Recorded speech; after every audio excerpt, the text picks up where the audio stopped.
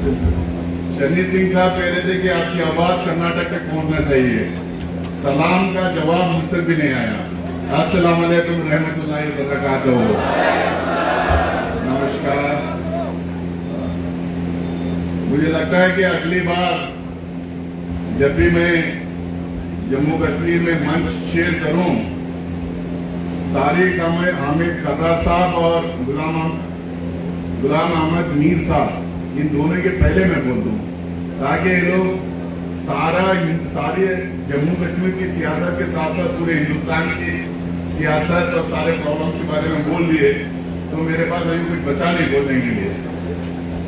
बहरहाल तारिक अहमद खर्रा साहब, सदर Jammu Kashmir Congress committee, AICC general secretary और CLP लीडर जम्मू कश्मीर गुलाम अहमद मीर साहब, वर्किंग प्रेसिडेंट रमन भल्ला साहब, सीनियर लीडर और MLA पीरजादा सैयद साहब, AICC सेक्रेटरी मनोज यादव जी और एक AICC सेक्रेटरी दिव्या मदेना जी, IYC प्रेसिडेंट उदयकांत साहब, AICC सेक्रेटरी नीरज कुंदन, शाहनवाज चौधरी जी, MLA निजामुद्दीन भट्ट साहब, इरफान हफीज लोन साहब, हाजी अब्दुल रशीद दार साहब XMLA, मोहम्मद अमीन भट्ट साहब XMLA, चौधरी लाल सिंह साहब XMP, अब्दुल रहीम साहब XMLA, शमीमा रैना जी, महिला कांग्रेस प्रेसिडेंट शमीर साहब, जो अभी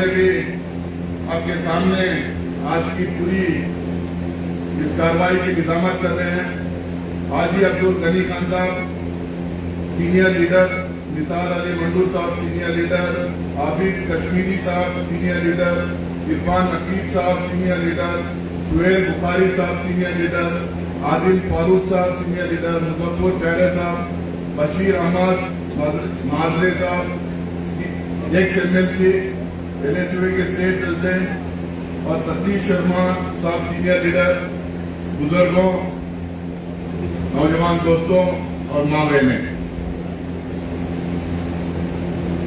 जैसा खर्रा साहब और मीर साहब ने कहा, पहली बार कश्मीर को आने का मौका जब मुझे मिला, जब AICC के सदर का चुनाव हो रहा था।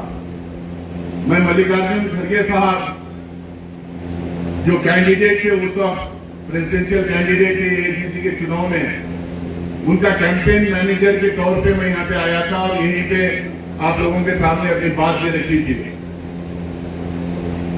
भारत जोड़ो यात्रा में फिर इसी ऑफिस में आने का मौका भी मिला। उसके बाद में जब चुनाव चल रहे थे, इस ऑफिस से आके मैं प्रेस कॉन्फ्रेंस भी किया। देश भर में जब जम्मू कश्मीर को लेके कई रकम से बात होती है।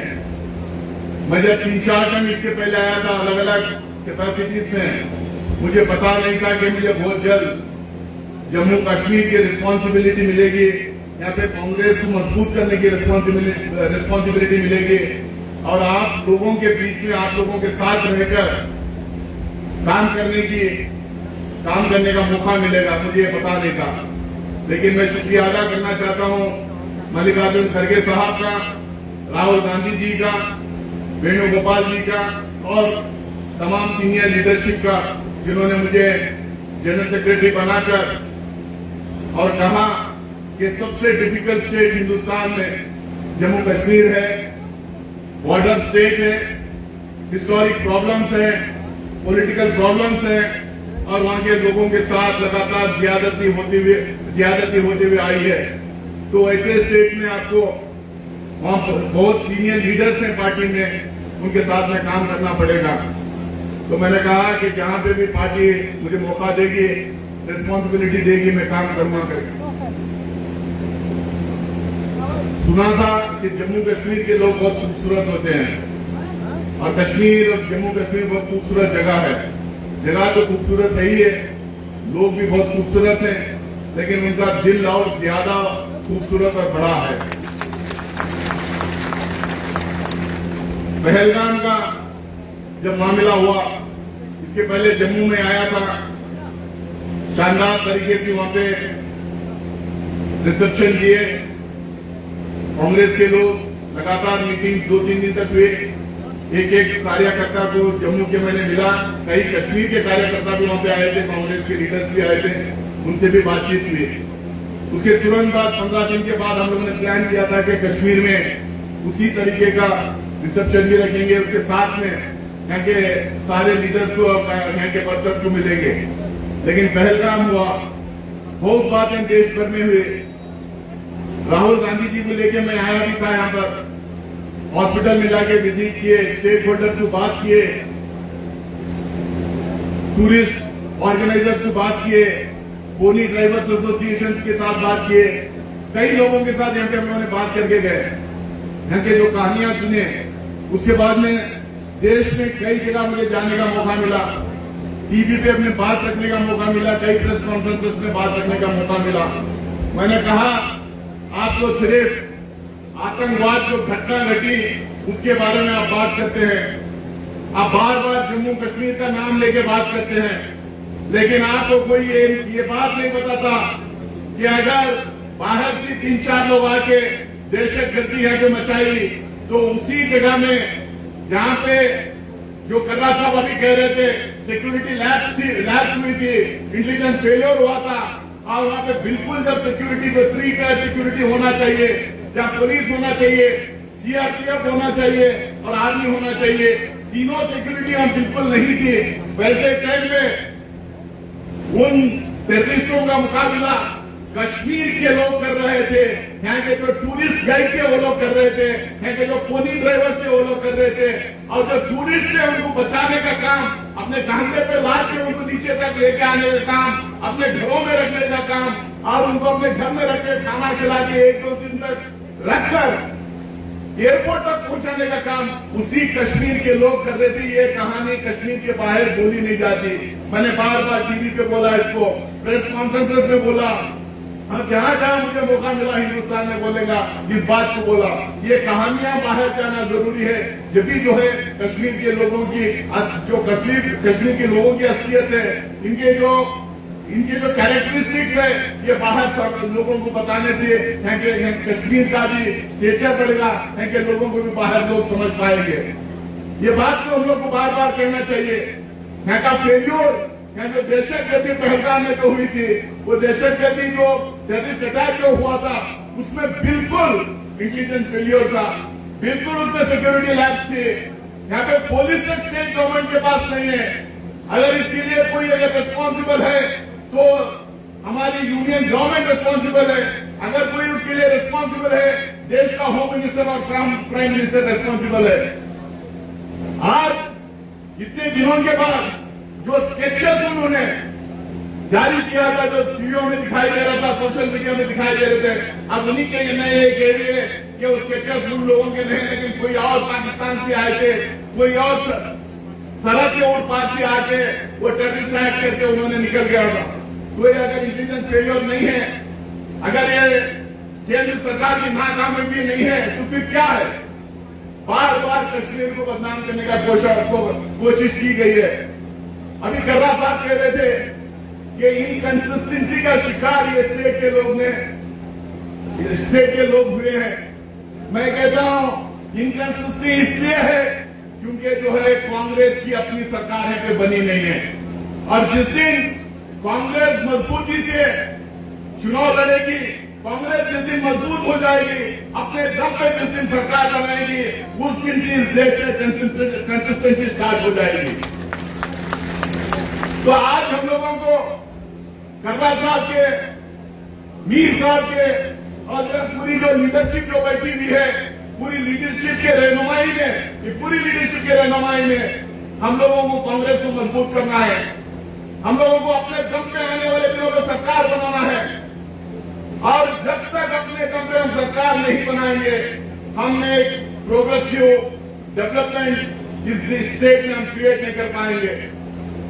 आज हमारी कांग्रेस पार्टी पीसीसी प्रेसिडेंट और सीएलपी लीडर के नेतृत्व में हमारी रियासत हमारे रक्त की लड़ाई लड़ रही है।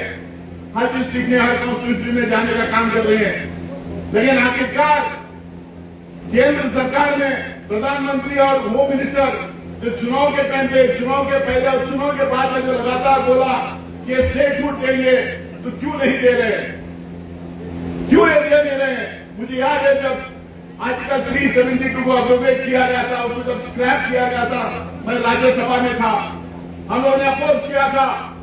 जब बहुत बहस हुई थी, उस टाइम बोला गया था कि स्टेटहुड बहुत जल्द दिया जाएगा, चुनाव करवाया जाएगा, उसके बाद में स्टेटहुड दिया जाएगा करके। चुनाव हो गए, गवर्नमेंट बन गई, लेकिन पहली बार ये देखने को मिला है स्टेट से यूनियन टेरिटरी कर दिया गया है और केंद्र सरकार अपने जो दिए गए वादों पे बरकरार नहीं है। आज इस लड़ाई को लड़ना है और ये लड़ाई फ्रंट पे आगे अगर कोई पार्टी लड़ सकते है तो सिर्फ कांग्रेस पार्टी लड़ सकते है। और मैं आपको वादा करूंगा कि अगला सेशन जो रहेगा, मानसून सेशन जो पार्लियामेंट का, उसमें आपकी आवाज, हम लोग कश्मीर के लोगों, जम्मू कश्मीर के लोगों की आवाज पार्लियामेंट में गूंजेगी। हम कहेंगे हमारे राष्ट्रीय अध्यक्ष मल्लिकार्जुन खड़गे साहब और हमारे एलओपी राहुल गांधी जी से कि इनकी आवाज आप लोगों को बनना है, इनकी आवाज आप लोगों को वहां पे उठाना है करके। ऐसा नहीं कि हिंदुस्तान में आउट स्टेट्स को स्पेशल स्टेटस नहीं दिया गया है। मैं जिस स्टेट से आता हूं, कर्नाटका से, उसमें एक बड़े एरिया को आर्टिकल 371 जे के स्पेशल स्टेटस दिया गया है। उसका एग्जीक्यूटिव मेंबर में हूं उस बोर्ड का। उनको पैसा दिया गया है वहां पे कि उस एरिया के डेवलपमेंट के लिए। यह जरूरी है कि हम लोग सेंट्रल गवर्नमेंट से बार बार मांग करें। ये जरूरी है कि हम सड़कों पे निकले। ये जरूरी है कि हम अपनी आवाज बुलंद करें।